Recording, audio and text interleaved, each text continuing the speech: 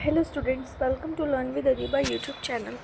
तो मैं आज आप सभी को क्लास 9th का इकोनॉमिक्स का chapter number 1 the story of village Palampur के बारे में पूरा चैप्टर एक रैपिड तरीके से बहुत अच्छे से समझाने वाली हूँ।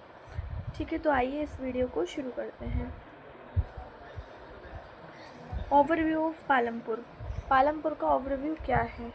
Palampur is a hypothetical village. Hypothetical village का मतलब होता है एज्यूम, कि हम किसी के बारे में सोच रहे हैं। ये एक एज्यूम किया हुआ विलेज है जिसका नाम इन्होंने पालमपुर रखा है। It's is help understanding production activities in village. ये हमें प्रोडक्शन जो मतलब हम लोग बनाते हैं उसके बारे में ही अंडरस्टैंड करवाता है। फैक्टर ऑफ प्रोडक्शन, यहाँ का फैक्टर प्रोडक्शन का क्या क्या है? पहला है लैंड, दूसरा है फिजिकल कैपिटल, तीसरा है लेबर और चौथा है ह्यूमन कैपिटल। तो हम बारी बारी इसको पढ़ते हैं। लैंड क्या होता है? लैंड हमारा एक फिक्स रिसोर्स है, ठीक है। ये ना कभी बढ़ता है और ये लेबर वो है कि जो हमारा वहाँ पे काम करते हैं, मतलब जो स्किल्ड होते हैं और अनस्किल्ड होते हैं वहाँ पे काम करते हैं।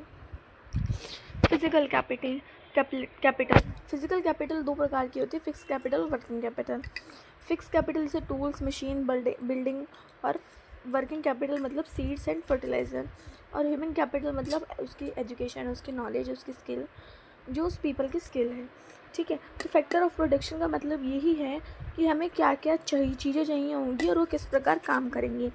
अब देखो, इंसान है, स्किल्ड जो इंसान है वो मशीन से काम करेगा, अनस्किल्ड जो इंसान है वो फर्टिलाइज़र और मनी से काम करेगा।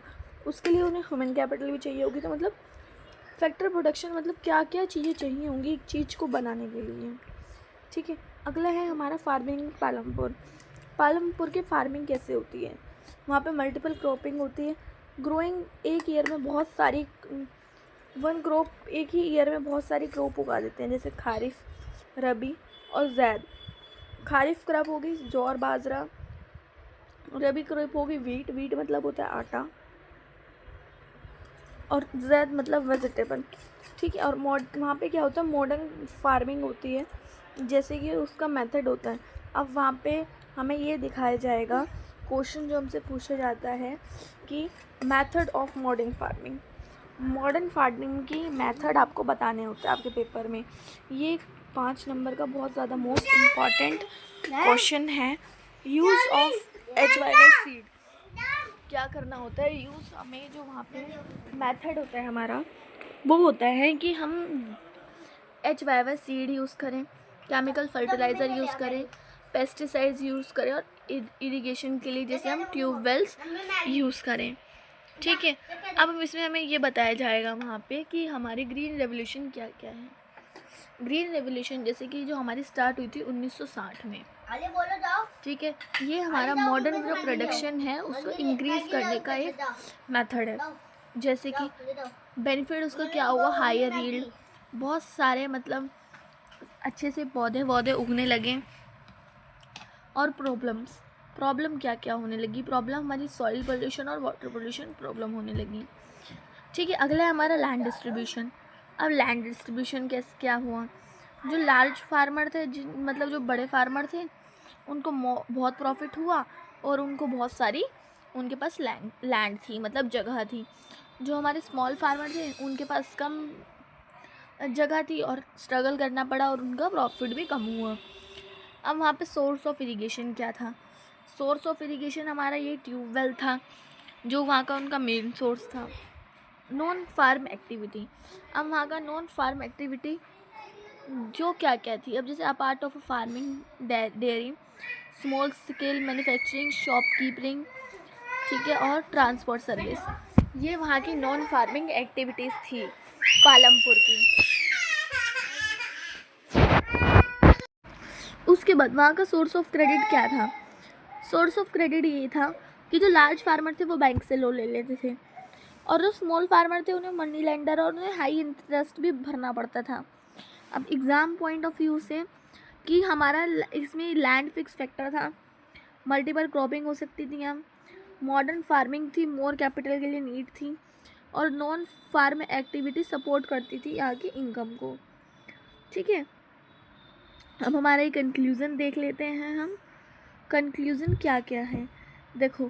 फैक्टर ऑफ प्रोडक्शन क्या क्या है यहाँ की? लैंड, लेबर, फिजिकल कैपिटल और human capital. Farming in Palanpur किस 2 मेथड से फार्मिंग होती थी? मल्टीपल क्रॉपिंग से और मॉडर्न मेथड से। ग्रीन रेवोल्यूशन में क्या क्या था? हायर यील्ड, मतलब बहुत ज़्यादा हाई तरीके से यहाँ पे पेड़ पौधे उगते थे और इसलिए ही सॉइल और वाटर की यहाँ पे हमें प्रॉब्लम हो जाती थी। नॉन फार्मर एक्टिविटी क्या क्या है यहाँ की? डेयरी, मैन्युफैक्चरिंग और शॉपकीपिंग, ठीक है। और प्रॉब्लम इन फार्मिंग, यहाँ की फार्मिंग में क्या क्या प्रॉब्लम आने लगी? सॉइल पोल्यूशन होने लगा, वाटर स्कैरिटी मतलब वाटर का आना कम हो गया, लैक ऑफ कैपिटल मतलब कि पैसे इनके पास बहुत कम होते थे, ठीक है। अब सोर्स ऑफ क्रेडिट, यहाँ पे पैसे लेने का क्या क्या सोर्स था?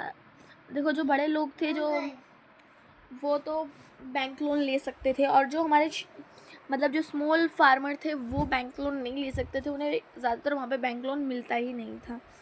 तो वो मनी लेंडर्स से, मतलब जो होते हैं जो अपना पैसा ब्याज पे देते हैं, उनसे वो पैसे ले लेते थे और उन्हें हाई इंटरेस्ट भी पे करना पड़ता था। तो आप इसका स्क्रीनशॉट ले लें तो आपके लिए बहुत ज़्यादा बेस्ट है। इसको मैं 2 मिनट के लिए रोक देती हूँ। ये आपको पढ़ने में, लास्ट मिनट रिवीजन करने में बहुत काम आएगा। तो thanks you for watching this video. अगर आपको ये वीडियो अच्छी लगी हो तो आप चैनल को सब्सक्राइब करें और बेल आइकन को प्रेस करें, क्योंकि जैसे ही मैं नई वीडियो डालूँ तो आप तक ज़रूर नोटिफिकेशन आए। और आप इस चैनल को सब्सक्राइब करके इस वीडियो को लाइक करें और क्लास 9th के बच्चों के साथ ये वीडियो ज़रूर शेयर करें। और आप मुझे बता भी सकते हैं कि मैं नेक्स्ट वीडियो किस पे डालूँ, तो आप टॉपिक मुझे कमेंट में बताएं। और आपको वीडियो कैसी लगी हो मुझे कमेंट में ज़रूर बताएं कि मैं आगे अपनी वीडियो में क्या क्या चेंज कर सकती हूँ।